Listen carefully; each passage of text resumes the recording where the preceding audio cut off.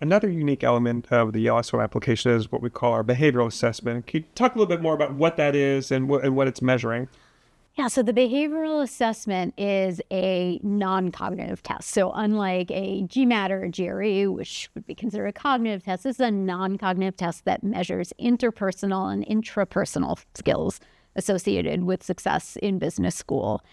And it's interesting how we use that because it's probably not in the way that you would assume hearing that. So we're figuring out things about the way that you interact and the way that you think, but we're not actually looking for certain qualities in and of itself because we think they're good qualities. We actually use the information from this test to help us figure out how you'll do academically, particularly if you haven't had the strongest undergrad background or testing.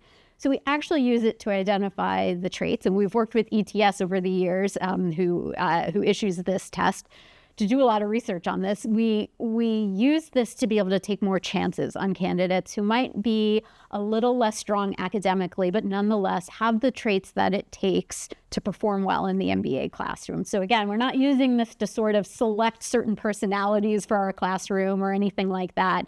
It's really as a sort of corroborating point for how someone will perform academically and allowing us to bring more people into the program who we know have what it takes, but for whatever reason haven't performed as strongly in their previous academics. I know that, in the popular press and elsewhere, it has been, I think, called an EQ test or a soft skills test. It's not that. It's really more focused on sort of the academic preparation piece is what you're saying. Yeah, not in the way that we're currently using it would I think of it as an EQ test. Again, I think through our research, we've been able to identify traits that in combination help us predict who's going to do well in the classroom. And again, particularly for people who have not performed as academically well in the past.